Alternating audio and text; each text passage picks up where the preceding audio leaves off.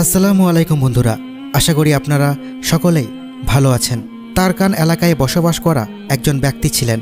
তার খুব ইচ্ছা ছিল হজরত শেখ আবু আল হাসান আল খারকানি রহমতুল্লাহ আলাইহির সঙ্গে সাক্ষাৎ করার।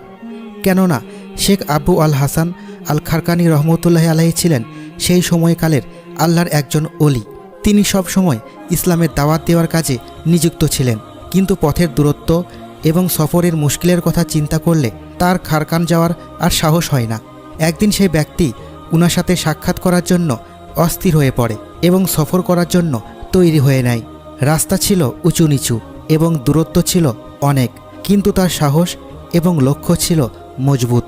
অনেক দিন পর্যন্ত পাহাড়ি এবং জঙ্গলের রাস্তা দিয়ে যাওয়ার পর শেষ পর্যন্ত সে পৌঁছে গিয়েছিল। খারকান শহরে আসার পর সেই ব্যক্তি হজরত শেখ আবু আল হাসান আল খারকানি রহমতুল্লাহ আলাহির বাড়ির ঠিকানা খুঁজে বের করে। সেখানে গিয়ে সে আদবের সাথে দরজায় কড়া নাড়ে। কিছুক্ষণ পর একজন মহিলা দরজার কাছে এসে বলে, কে আপনি?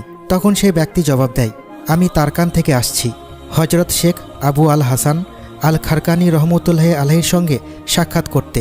ওই মহিলা বললেন, হে দরবেশ, এটা কেমন উদ্দেশ্য যার কারণে তুই এত দূর পথ পাড়ি দিয়ে এসেছিস? মনে হয় দুধ দিয়ে তোর দাড়ি সাদা করেছিস।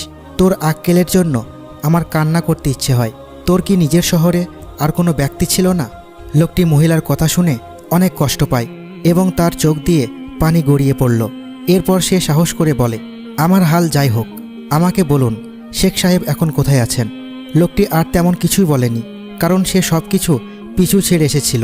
মহিলা জবাব দিলেন, সে তো কোনো মহান ব্যক্তি নন, তিনি মানুষের মাঝে ধোকার জাল বিছিয়ে রেখেছেন। তোর মতো বোকারা তার বিছানো জালে ফেঁসে যায়।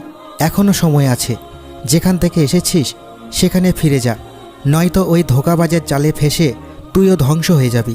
তোর ইহকাল পরকাল সব শেষ হয়ে যাবে।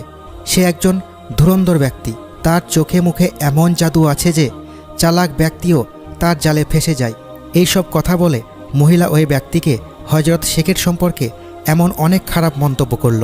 লোকটি তখন সেখান থেকে চলে গিয়ে খারকান শহরের লোকজনের কাছে হজরত শেখ সাহেবের ঠিকানা জিজ্ঞেস করতে থাকে। কেউ একজন বলেছিল যে সে জঙ্গলের দিকে গেছে। এটা শোনার সাথে সাথেই লোকটি মুসাফির বেশে জঙ্গলের দিকে রওনা হয়ে যায়। পথের মধ্যে শয়তান তার মনে কুমন্ত্রণা দেওয়া শুরু করে। সে মনে মনে ভাবে, হজরত শেখ সাহেব তার বাড়িতে এমন বেহুদা বেয়াদব এবং চাপাবাজ মহিলাকে কেন রেখেছেন? আজব ব্যাপার, এই স্বামী স্ত্রী কিভাবে একসঙ্গে জীবনযাপন করেন? একজন আগুন এবং আরেকজন পানি, এমন পরিস্থিতিতে কিভাবে ভালোবাসা জন্মাতে পারে? এমন ভাবনা তার মনে আসতেই সে বেচারা ভয় পেয়ে যায় এবং মনে মনে দোয়া পড়তে থাকে, শেখের ব্যাপারে এমন ভাবনা করাও বেয়াদবি হবে। এই ভাবনায় ডুবে থেকে সে পথ চলছিল এবং হঠাৎ তার নজর একজন লোককে দেখে আটকে যায়, যে সিংহের পিঠে এমনভাবে ধ্যানে মগ্ন ছিল যে আশেপাশের কোনো কিছুই তার খেয়াল ছিল না। পিছনে লাকড়ির স্তূপ এবং হাতে তসবি ছিল। লোকটি তখনই বুঝে গেছেন যে ইনি হলেন হজরত শেখ আবু আল হাসান আল খারকানি রহমতুল্লাহ আলাহি। লোকটি কোনো নালিশ করার আগেই হজরত শেখ আবু আল হাসান আল খারকানি রহমতুল্লাহ আলাহি হাসি দিয়ে দূর থেকেই ডাকে এবং বলে, আমার স্ত্রীর কথায় তুই কান দিস না। আমার একলা জীবন এবং আলাদা থাকা আমার কর্মকাণ্ডের জন্য নয়, বরং আল্লাহ তাআলার হুকুম মান্য করার জন্য।